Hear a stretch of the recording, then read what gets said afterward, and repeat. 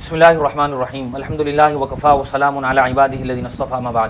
محترم سامعین و ناظرین، اذان اسلام کا شعار اور پہچان ہے، دعوت توحید کا ایک عظیم پیغام ہے۔ اللہ تبارک و تعالیٰ نے بھی قرآن کریم میں مؤذن کی اذان کا تذکرہ فرمایا ہے۔ اللہ تعالیٰ فرماتے ہیں سورہ جمعہ میں، یا ایھا الذین آمنوا اذا نودی للصلاۃ من یوم الجمعہ فاسعوا الی ذکر اللہ وذروا البیع۔ اے ایمان والو، جب تمہیں نماز جمعہ کے لیے آواز دی جائے، اذان کے ذریعے سے پکارا جائے تو تم مسجد کا رخ کرو اور اب کاروبار اور لین دین کو چھوڑ دو۔ اسی طرح حدیث میں حضور اکرم صلی اللہ علیہ وسلم نے اذان کے بڑے فضائل بیان فرمائے ہیں، اور جو آدمی اذان دے اس کے لیے بھی حضور اکرم صلی اللہ علیہ وسلم نے بہت سے وعدوں اور بشارتوں کا تذکرہ فرمایا ہے۔ حضور نے فرمایا کہ جب مؤذن اذان دیتا ہے تو جہاں تک اس کی اذان کی آواز جاتی ہے، جن و انس اور چیزیں اس کے لیے دعائیں مغفرت کرتی ہیں۔ روز قیامت جہاں تک اس کی آواز جائے گی وہ چیزیں مؤذن کے لیے گواہی دیں گی۔ اسی طرح حضور اکرم صلی اللہ علیہ وسلم نے فرمایا، المؤذنون اطول الناس اعناقا یوم القیامہ، کہ روز قیامت مؤذنوں کی گردنیں لمبی ہوں گی جو ان کی عظمت اور فضیلت کا اظہار کا ایک بہترین ذریعہ ہوں گی۔ تو گویا یہ بہت سے فضائل ہیں جو حضور نے اذان دینے والے کے لیے بیان فرمائے۔ اسی طرح حضور نے فرمایا کہ جو آدمی اذان کے کلمات کو دہرائے اس کے لیے بھی میری شفاعت ہے۔ اس لیے جب اذان کے کلمات مؤذن کہہ رہا ہو تو سننے والوں کو چاہیے کہ وہ اذان کے کلمات کا جواب دیں۔ یہ ایک بہترین عبادت ہے۔ ہمیں ایسے موقع پر اس بات کو ملحوظ رکھنا بہت ضروری ہے کہ جب اذان اسلام کا شعار ہے تو جو آدمی اذان دے رہا ہو اس کی بھی کچھ ذمہ داری بنتی ہے، مؤذن کی بھی یہ ذمہ داری ہے، اور جن مسجدوں میں اذان دی جا رہی ہے ان مسجد والوں کی بھی یہ ذمہ داری ہے کہ وہ اذان کے لیے ایسے مؤذن کا انتخاب کرے جو صحیح معنی میں اذان کے کلمات کو صحیح طریقے سے مخارج کے ساتھ اس حروف کی تمام ادائیگیوں کے ساتھ اذان کے کلمات کو کہہ سکتا ہو۔ افسوس کی بات یہ ہے، اور یہ المیہ ہے ہم مسلمانوں کے لیے، کہ عام طور سے ہماری مسجدوں میں مؤذن، خاص طور سے دیہات کی مسجدوں میں مؤذن ایسے ہوتے ہیں کہ وہ عمر کے اس مرحلے میں ہوتے ہیں کہ جہاں ان کے سانس بھی صحیح طریقے سے نہیں چل سکتی ہے، یعنی اذان کے کلمات کو کہنے کے لیے جو مطلوبہ سانس ہونی چاہیے وہ بھی ان کے پاس نہیں ہوتی ہے۔ اسی طرح عمر کے اس مرحلے میں بڑھاپے میں ہونے کی وجہ سے اذان کے کلمات وہ صحیح طریقے سے کہہ نہیں پاتے، ان کے پاس کلمات کو کہنے کے لیے صحیح آواز نہیں ہے،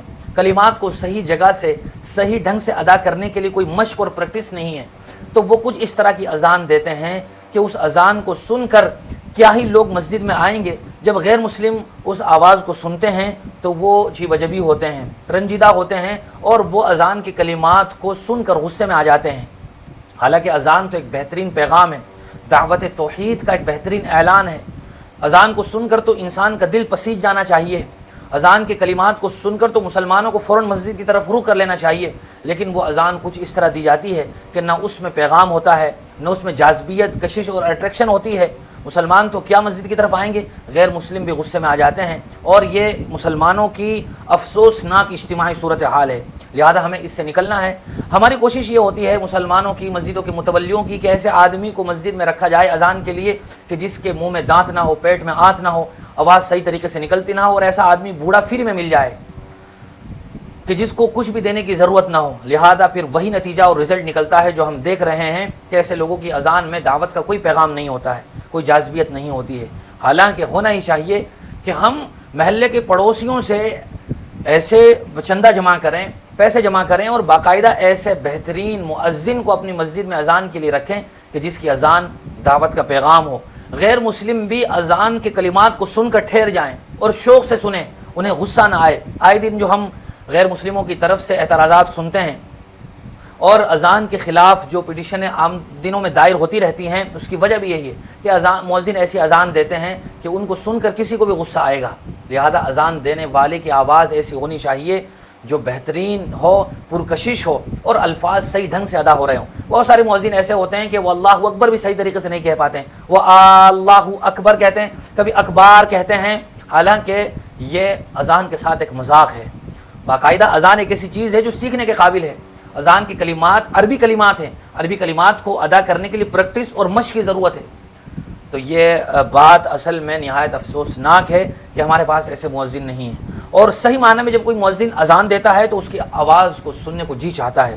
جیسے ہی اذان مؤذن کہنے لگتا ہے تو پڑوس کی خواتین بھی اسے شوق سے سنتی ہیں، غیر مسلم بھی گویا اذان کا انتظار کر رہے ہوتے ہیں، ان کو بھی دلی چین اور سکون حاصل ہوتا ہے کہ مسلمانوں کی اذان ہو رہی ہے، ان کو بھی ریلیکسیشن فیل ہوتا ہے، وہ بھی راحت اور سکون محسوس کرتے ہیں۔ تو اذان کا جو ایک بنیادی پیغام ہے اور جو میسج ہے وہ اسی وقت صحیح معنی میں پیدا ہوتا ہے جب مؤذن کلمات کو صحیح طریقے سے ادا کر رہا ہو، حروف کو مخارج کے ساتھ ادا کر رہا ہو اور وہ خلوص نیت کے ساتھ اذان دے رہا ہو۔ مؤذن کو بھی یہ سوچنا چاہیے کہ یہ صرف میری ایک ذمہ داری نہیں ہے، یہ کوئی سر کا بوجھ نہیں ہے جو متولیوں یا مسجد کمیٹی کی طرف سے مجھ پر ڈال دیا گیا ہے، یہ صرف کوئی پیسہ کمانے کا ذریعہ نہیں ہے، اسلام کے لیے ایک بہترین دعوت کا پیغام ہے، توحید کی آواز لگانا ہے۔ تو مؤذن کو بھی چاہیے کہ وہ خلوص نیت کے ساتھ اذان دے اور اس جذبے کے ساتھ اذان دے کہ میں لوگوں کو اللہ کی طرف بلا رہا ہوں۔ تو سچی بات یہ ہے کہ اس کی آواز میں ایک تاثیر پیدا ہو جائے گی جس کو لوگ سن کر تسلی حاصل کریں گے اور صحیح معنی میں ایک بہترین عبادت ہوگی۔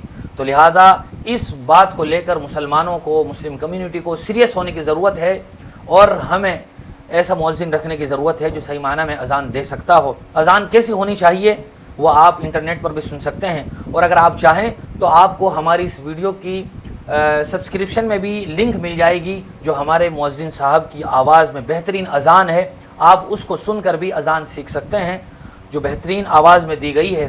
اسی طرح آپ کو ہماری کمنٹ باکس میں بھی اذان کی یہ لنک مل جائے گی۔ کوشش کریں کہ ہم بہترین اذان دے سکیں اور صحیح معنی میں حضور کی ان فضیلتوں اور بشارتوں کا اپنے آپ کو مستحق بنا سکیں جو حضور نے بیان فرمائی ہے۔ اللہ تعالیٰ مجھے بھی آپ کو بھی عمل کی توفیق نصیب فرمائے۔ وآخر دعوانا الحمدللہ رب العالمین۔